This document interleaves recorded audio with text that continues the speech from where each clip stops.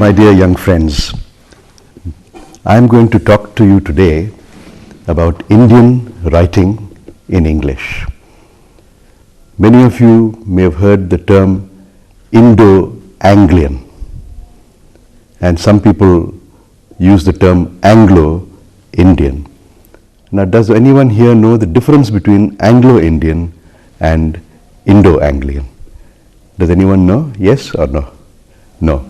Well, Anglo-Indian is literature written by English people who have either lived in India or who have felt something about India and written about India staying back in England. So it's basically a literature written by English people. There are, of course, some scholars who think that we can include under Anglo-Indian also Australians writing about India, or Canadians writing about India, or even Americans writing about India. So in other words, writing in English about India using India as a locale or a subject matter, but writing not by Indians but by outsiders, particularly Westerners, and more particularly English people. When they write about India, that literature is called Anglo-Indian literature. We mustn't mix it up with the Anglo-Indian community which exists in India. That is one point I would like you to keep in mind. But we are not talking about Anglo-Indian literature today. Many people mix up what we now call Indian writing in English with Anglo-Indian literature. We are talking about Indo-Anglian literature. Now, this is a term which was used for quite some time, but many people felt there's no need to say Indo-Anglian and get mixed up with Anglo-Indian. And so they began to use other expressions like Indo-English literature, which is English literature originating from India, Indo-English literature. Then I think some people thought about it and they didn't feel very comfortable with this terminology either. So they went on to say Indian English literature, right?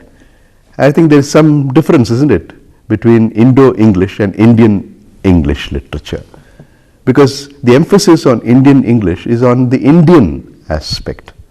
But when you say Indian English literature, the emphasis is on the Indianness of literature written in English. So some questions about nationalism, of national identity, right? About pride in the region, a great feeling for the Indian landscape, for Indian history, for Indian culture, for the life of people living in this country. All this would characterize a literature which we term Indian English literature.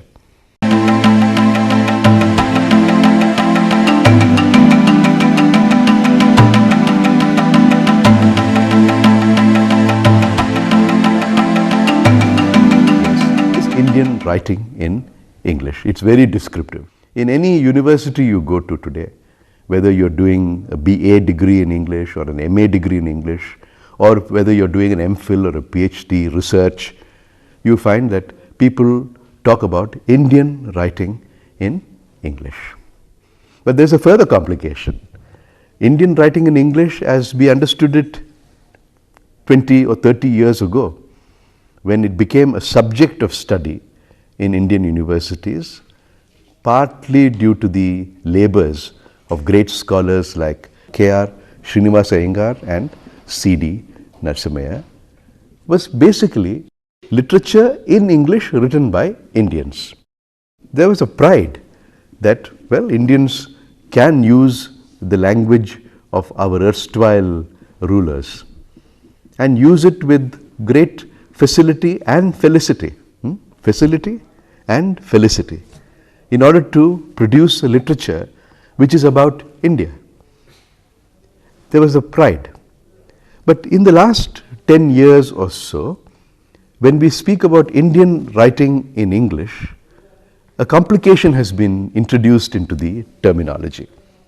We are no longer talking solely about English writing from India, original writing in English, the kind of things which, shall we say, an R.K. Narayan did, or Mulk Raj Anand, or Raja Rao, or Swami Vivekananda, whose great speeches in the World Parliament of Religions we have heard about. These are all original compositions in English, good prose, good poetry.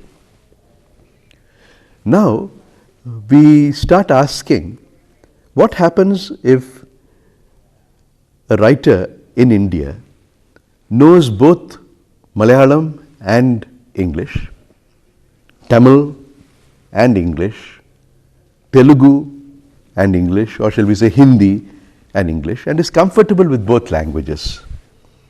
At what point is the Malayalam stopping and the English beginning in composition? I'm talking about creativity now.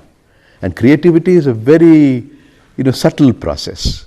You can't make it, you can't define it in very simple terms.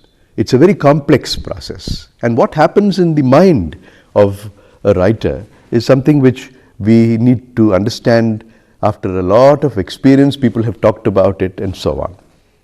And A.K. Ramanujan, the well-known Indian English poet, once said that I simply do not know at what point my Kannada, because he was proficient in Kannada, he was proficient in Tamil, he was proficient in Sanskrit. I don't know at what point my Kannada stops and the English begins, or at what point the English stops and the Kannada begins, because it is such a close symbiotic relationship of my mother tongue and this English language which I have inherited because of my education, that when I'm composing, perhaps I'm thinking in Kannada or in Malayalam or in Hindi, but I might be expressing myself in English, but that English is to a large extent conditioned, isn't it? Shaped by my mother tongue. So when you accept this as an important dimension of creativity, when you say Indian writing in English, you got to ask yourself some questions as to whether this Indian writing in English is possible at all. Can anybody write originally in English without the interference of the mother tongue or the language with which he or she is familiar? Suppose I am a Tamilian and I have lived in Hyderabad all my life, I will know more Telugu and Tamil. So the local language also influences my creativity. That's one way of looking at it. But a further dimension to this is that many writers are bilingual, bilingual, two languages. Some are trilingual because, in India, as you can see, people can pick up many languages because of the sheer variety and opportunity which we have to pick up languages. Is someone who is quite capable of translating, isn't it? From translating from the Telugu into English, or from the English into Malayalam, or whatever it is. And a lot of writers today are writing perhaps in their mother tongue and then translating it into English, or writing in English and then putting it back into their mother tongue. Girish Karnad is a good example of someone who apparently writes in Kannada first, but then translates it into English. So the Nagamandala, which you might have read, these are all plays which are to some extent completely conditioned by this bilingualism. So when we say Indian writing in English, we have to include in our scheme of things translated material, isn't it? So in a good course on Indian writing in English these days, a teacher might include some of the great poets of the 19th century like Toru Dutt, or Michael Madhusudan Dutt, or Henry Derozio. These are all names, I'm sure you've heard of them. But along with that, coming into the 20th century, they might include a novel like Gora, by Rabindranath Tagore. Now you all know that Tagore didn't write in English. Even the Gitanjali, for which he won the Nobel Prize, was translated into English by him. And it is a translated text which won the Nobel Prize, not the Bengali. And many Bengalis are very upset that the English won it and not the Bengali. You understand the point.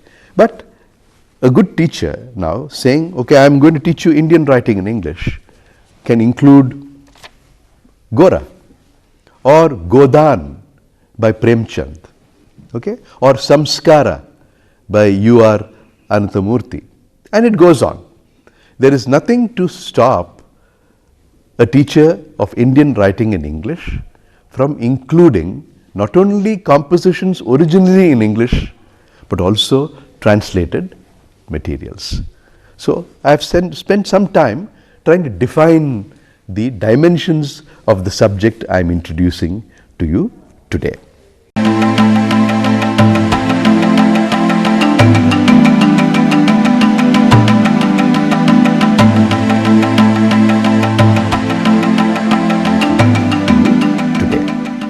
Let me go back a little in time to establish the context in which Indian writing in English began to form a recognizable tradition of literature.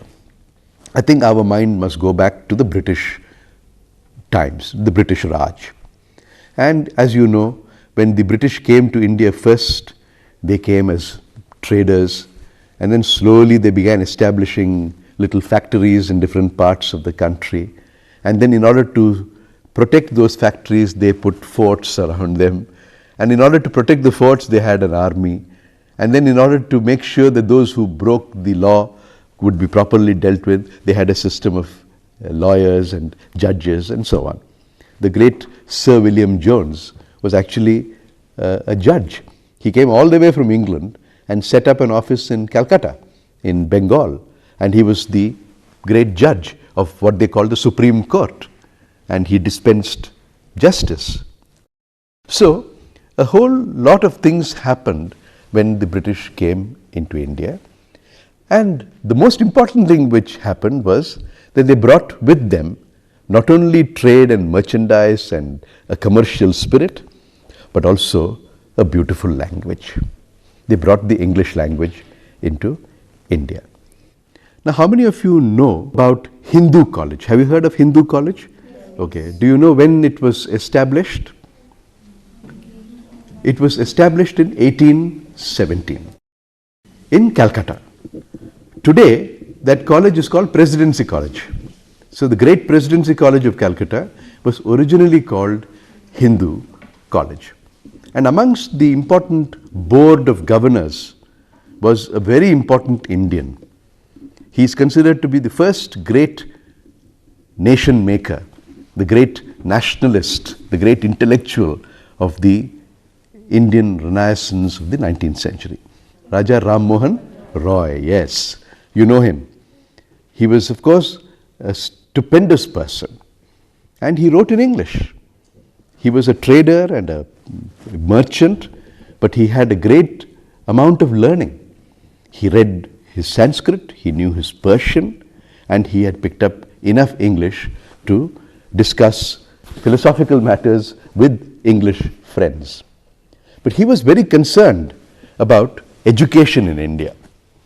And the English Parliament wanted to give a lot of money to establish good colleges in different parts of the country. And Hindu College was one of them.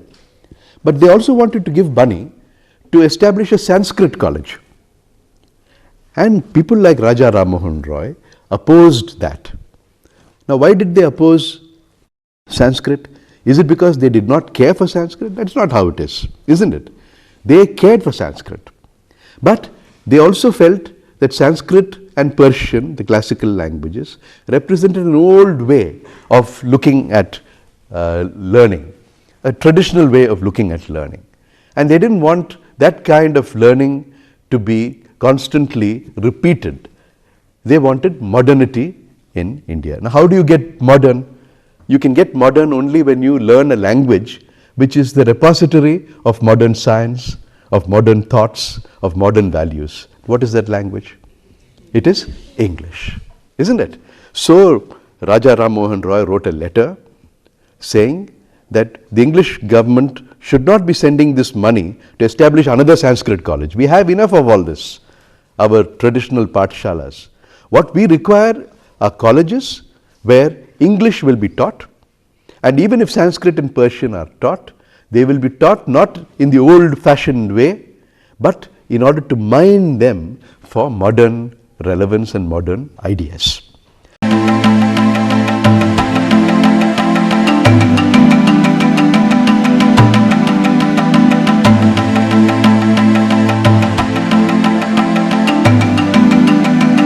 So modernity, nationhood, these are some of the concerns of people like Raja Ram Mohan Roy, Ishwar Chandra Vidyasagar, Bankim Chandra.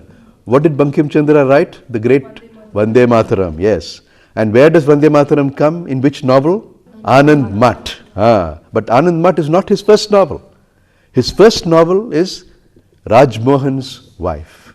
Have you heard of that? Raj Mohan's Wife? It was published in the 1860s and it was written in English. So the first important English novel written by an Indian was Bankim's Raj Mohan's Wife.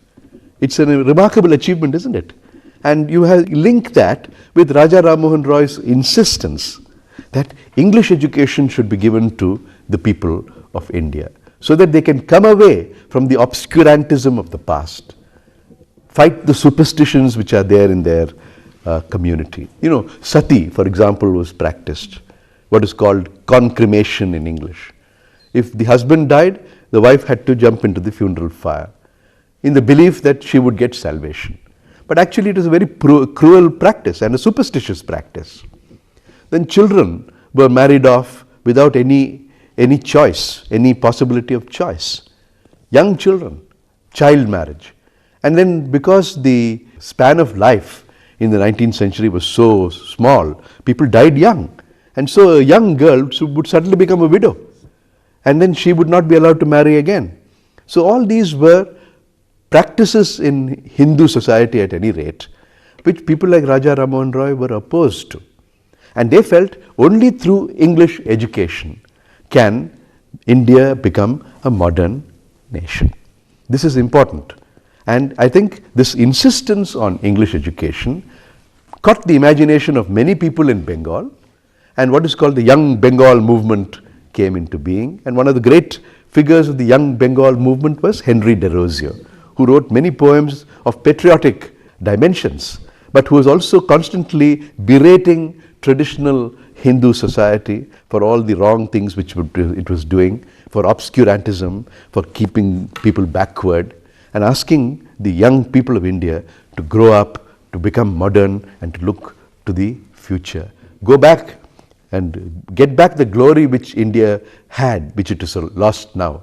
You can't do it unless you look forward and into the future. So people like that.